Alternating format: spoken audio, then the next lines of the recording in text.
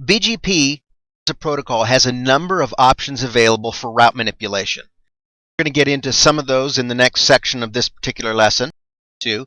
But we want to look at just the raw type of route filtering that's available, understanding some of the parameters, specifics of BGP route filtering, how to configure that, and then finally how to verify it. Because verification is always an important part of being able to match configuration with results. So to begin with, filtering BGP routes from the IP routing table, much like with OSPF, essentially you're taking what's in the BGP routing table and preventing it from being installed in the IP routing table. You can use several aspects to do this. One's distribute lists. Frequently, this is just the default way that you can do that. You can have it applied globally to the entire BGP process using the distribute list command under BGP. You can apply it per neighbor using the neighbor IP address, distribute list, and then the access list number or name command. If you want to use access lists for creating distribute lists for BGP, you have to understand that you can use both. And I have listed here, use a standard rather than extended access list. You can actually use both. Standard access lists are going to be a little easier to understand at the CCNP level. But remember, just some general principles about access lists. Always list more specific entries before more general ones. It's the same type of logic of you want to have more specific routes in your IP routing table and then have more general ones catch everything else, like the default route. So keep that in mind. Otherwise, your more general entries could keep your specific entries from being effective if you have them listed after the general route entries. And then obviously, to apply the access list, use the distribute list command, the syntax of which we've already shown you. The syntax underneath is very simple. Access lists, number, name, permit or deny, meaning you're permitting or denying it in the distribute list process. And then the prefix and mask, and then obviously the distribute list, in or out, and the interface that's listed. You can use prefix lists as well. Prefix lists are very powerful because they allow you to be able to match not only a specific prefix itself, but also the length of the prefix.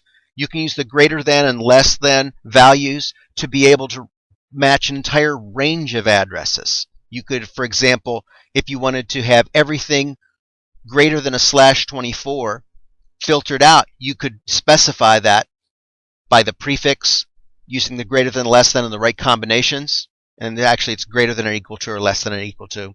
And then you obviously apply the prefix list using the neighbor prefix list command. Route maps actually represent one of the best ways that you can do not only path attribute manipulation, but also route filtering as well.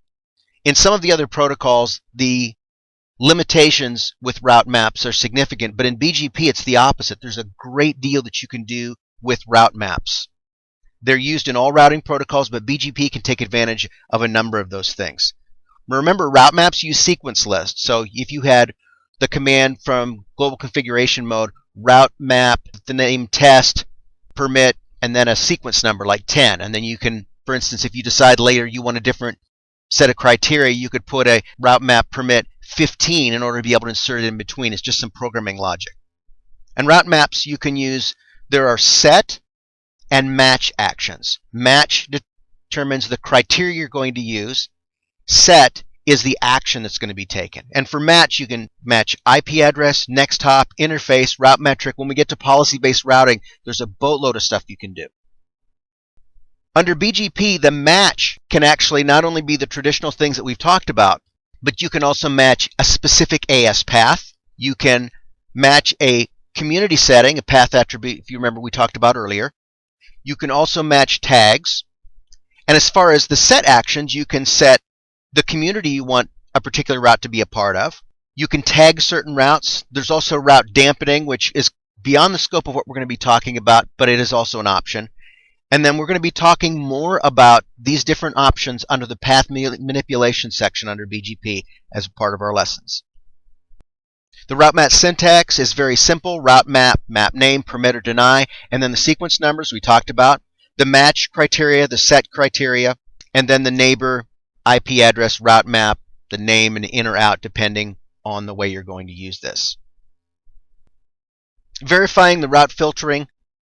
If you're using an access list with a distribute list, for example, use the show access list command. It will list the number of times that access list has been utilized. If the settings are all 0 and something should be filtered, then something is not correct. Non-zero entries in the counter tells you that something is being matched. You can also use the show IP route BGP and make sure the routes you're expecting to filter out are in fact gone. If you're filtering on all the interfaces, you can just use the show IP protocols command and it'll say outgoing filter list or incoming filter list is set at such and such. For prefix lists, just do the show IP prefix lists. Again, look for counters that are non-zero. Also, the show IP route BGP should show you whether or not those routes are absent from the prefix list filtering. And then for route maps, all the same types of syntax will assist you in that regard.